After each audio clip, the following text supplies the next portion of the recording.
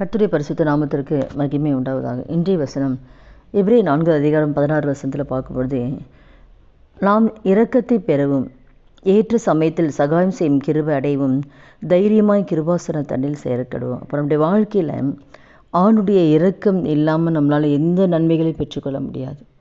அது குடும்ப காரியம், பிள்ளைகளுடைய காரியம், எதிர்காலம் எதுவாக இருந்தாலுமே ஆணுடைய கண்களை நமக்கு கிருபை கிடைச்சாதான், அவருடைய கண்களை இரக்கம் கிடைச்சாதான் நம்ம தேவன் நம்ம வைத்திருக்கிற நன்மைகளை பெற்றுக்கொள்ள முடியும். அப்போது அவனுடைய கரத்தில் நம்ம இரக்கத்தை பெற்றுக்கொள்ளணும். ஏற்ற சமயத்தில் சகாயம் செய்யும் கிருபை நமக்கு வேணும். ஏற்ற சமயம், இப்போ இக்கட்டான ஒரு நேரத்தில், ஒரு பிரச்சனை நேரத்தில், ஒரு பாடுகள் நேரத்தில், ஒரு அவமானத்து நேரத்தில், ஒரு வியாதி நேரத்தில், அந்த ஏற்ற சமயம், அந்தந்த நேரத்தில் அவனுடைய கரத்தில் அந்த சகாயம் செய்யக்கூடிய கிருபை நமக்கு வரணும்.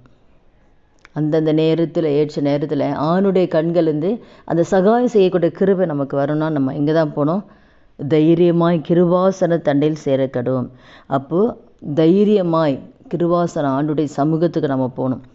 ஆண்டுடைய பாதத்துக்கு நம்ம போகும் பொழுது, அப்போ ஏற்ற ஒவ்வொருத்தருக்கும் எவ்வளோ பாதைகள் இருக்கலாம். அந்த பாதையில் அந்தந்த நேரத்தில் நமக்கு ஜெயம் பெற்றுக்கொள்ளணும். அந்த நேரத்தில் நம்ம நன்மையை பெற்றுக்கொள்ளணும். அந்த நேரத்தில் நம்முடைய வாழ்க்கையில் அற்புதங்களை பெற்றுக்கொள்ளணும்னா கர்த்தருடைய சமூகத்துக்கு போனால் தான் அந்த சகாயம் செய்யும் கிருபை ஆண்டவர் நமக்கு கொடுத்து, கர்த்தர் நம்முடைய வாழ்க்கையில் நம்முடைய ஜெபத்துக்கு பதில் கொடுத்து நன்மையான காரியம் செய்வார்.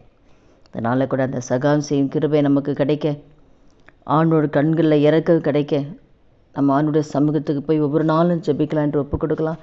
நிச்சயமாக அவருடைய கிருபை நம்ம குடும்பத்தில் எல்லா தேவைகளையும் சந்தித்து ஒரு குறையில்லாதபடிக்கு ஆண்டு நம்மளையும், நம்ம பிள்ளைகள், நம்ம குடும்பத்தையும், நம்மளுடைய பிள்ளைகளுடைய எதிர்காலத்தை கர்த்தர் நடத்துவார். ஜெபிக்கலாமா? துதிகள் மத்தியில் வாசம் செய்ய நல்ல தகப்பனே, இயேசுவின் நாமத்துடைய சமூகத்தில் வருகிறோம். இந்த வார்த்தை கேட்குற ஒவ்வொருத்தர் வாழ்க்கையை ஆண்டவரே அப்பா, ஏற்ற சமயத்தில் சகாயம் செய்யக்கூட கிருபை ஒவ்வொரு மீது ஆண்டவர் அந்த கிருபை இறங்கும்படியாக ஜெபிக்கிறோம். ஒவ்வொரு நாளும் ஆண்டவருடைய சமூகத்துக்கு போய் அந்த கிருபை பெற்றுக்கொள்ளக்கூடிய கிருபை கர்த்தர் தரும்படி அப்படி கருத்தில் ஒப்புக் கொடுக்குறேன். அப்படி நீங்கள் செய்ய போகிற தயவுக்காக நன்றி செலுத்துகிறோம். இயேசுவின் நாமத்தில் ஜெபிக்கிறோம் நல்ல பிதாவே, ஆமென்.